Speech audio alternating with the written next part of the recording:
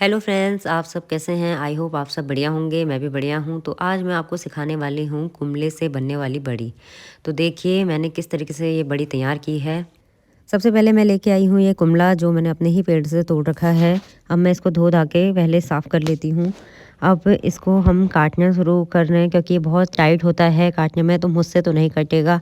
इसलिए मैंने ये अपने पापा को दे दिया। अब ये मेरे पापा इसको काट रहे हैं और ये बहुत सख्त होता है, तो ये नॉर्मल चाकू से नहीं करता है। इसके लिए अलग तेज़ धार वाला चाकू हम यूज़ कर सकते हैं। इसमें देख सकते हैं आप कितना टाइम लग रहा है और कितना टाइट है ये। तो फाइनली हमारा ये कट गया है और इसमें बीज जो हैं, इन बीजों को हम हटा लेंगे। तो अब ये हम इसके छोटे-छोटे पीस कर लेते हैं जो हमें कोरने में आसानी हो। क्योंकि बड़ी बनाने के लिए हम इसे कोरेंगे जिस तरीके से ये हमें मिलाने में बहुत आसान तरीके से हम इसे मिला सकें। तो हमने इसमें से बीज वाला पार्ट अलग कर दिया है और हमने छोटे-छोटे पीस बना दिए हैं। तो अब चलिए अब हम इसे कोर लेते हैं। तो हमने कोरने के लिए कद्दूकस ले लिया है, तो अब हम इसे फटाफट कद्दूकस कर देते हैं। तो ये काम भी मैंने पापा को ही दिया। अब मम्मी आ गई हैं, तो आधा पापा ने निपटा दिया, अब आधे का काम मम्मी के हवाले। तो ये मम्मी ने कोर दिया है, मम्मी और पापा ने दोनों ने मिलके कोरा है। और अब हम इसका रस निकाल लेते हैं क्योंकि इसमें बहुत रस होता है। तो ये हमने कपड़े में बाँधा है और इससे हम तुरंत रस निकाल के हम तुरंत बनाएंगे बड़ी। अगर आप एक दिन पहले भी इसे कोर लेते हैं तो बहुत बढ़िया है, और किसी भारी बर्तन से दबा दीजिए तो ये बहुत अच्छी तरीके से रस निकल जाएगा। तो अब मेरी बारी आ गई है मसाला पीसने की। तो मैं ये छत में धनिया और जीरा लेके आ गई हूँ। मैंने मिक्सी भी यहीं फिट कर ली है क्योंकि ठंडा हो रहा है और ठंडे मुझे अंदर बिल्कुल पसंद नहीं है। तो ये मैंने छत में ही तार वगैरह फिट करके मिक्सी बाहर लेके आ गई और अब ये मेरा धनिया पीस गया है। तो अब इसमें मैंने धनिया को अलग रखा है और जीरे को अलग, क्योंकि हमें जिसकी जितनी मात्रा चाहिए उतनी डाल सकते हैं, तो इसलिए मैंने इन दोनों को अलग अलग पीसा। तो ये फटाफट मेरा धनिया और जीरा पिस गया है। ये हम बड़ी में भी डालते हैं और इस बड़ी को हम मसाले वाली बड़ी भी कह सकते हैं। और इसमें मसाले पहले ही पड़े रहते हैं, तो इसलिए हमें बाद में जब हम बनाते हैं उस समय हमें मसाले डालने की ज़रूरत नहीं होती। उसमें अब हमें उड़द की दाल जो हमने भिगा रखी थी एक दिन पहले, उसको हमने अच्छी तरीके से साफ़ करके धो दिया है जिससे उसके काले छिक्कल दूर हो जाएं। इसको भी मैंने पीस लिया है। इसको ज़्यादा महीन नहीं करके, इसमें थोड़े बहुत गूदे दिखने चाहिए जिससे खाने में टेस्ट आता है। और इसमें मैंने अदरक भी मिला दिया है। अदरक मिलाने से यह रहता है ये बड़ी गर्म रहती है, तो जब हम इसको खाएंगे तो उसमें हमें ठंडा नहीं लगेगा, इसलिए इसमें सारे गर्म मसाले पड़ते हैं। अब इनको मैंने पीस के निकाल लिया है बाहर और इसमें मैंने सारे मसाले, सिर्फ नमक को अवॉइड करेंगे और बाकी जितने मसाले हमारे पड़ते हैं वो मैंने सारे मिला दिए। और अब मैं इन्हें जल्दी जल्दी फेंट रही हूँ और ये हम 10 से 15 मिनट तक फेंटेंगे, क्योंकि इसको फेंटने से इसमें गोल दाने नहीं बनते जब हम बनाते हैं, और ये बनाते समय फैलती नहीं है, इसलिए इसको फेंटा जाता है। तो इसे हम फटाफट फेंट लेंगे।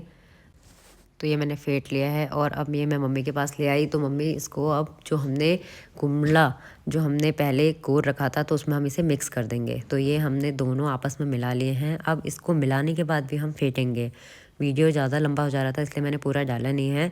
इसको 10 से 15 मिनट बाद फिर से फेंटेंगे ताकि ये पूरा एक आपस में मिल जाए। और मैंने उड़द की दाल को फेंटा था तो अब मैं थक गई हूँ, तो इसलिए मैंने अब ये मम्मी को दे दिया है फेंटने के लिए, क्योंकि इसमें बहुत ताकत लगती है और बहुत टाइम लगता है। मेरा हाथ पूरा दर्द हो गया था फेंटते फेंटते, क्योंकि 10 से 15 मिनट तक आप एक ही तरीके से हाथ अगर चलाएंगे तो उसमें जोर पड़ता ही है, इसलिए फिर मम्मी और मैंने बदल दिया।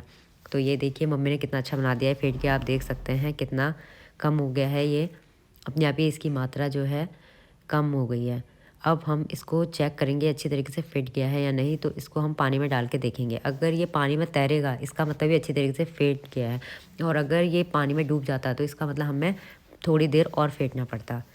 तो ये जितना हम फेंटते हैं ये उतना हल्का हो जाता है, और अब ये बनाने में भी बहुत अच्छी तरीके से बनेगा। तो ये हमारी नानी आई हैं जिनसे हमने ये बड़ी बनानी सीखी, तो उन्होंने हमें बताया किस तरीके से बनानी है।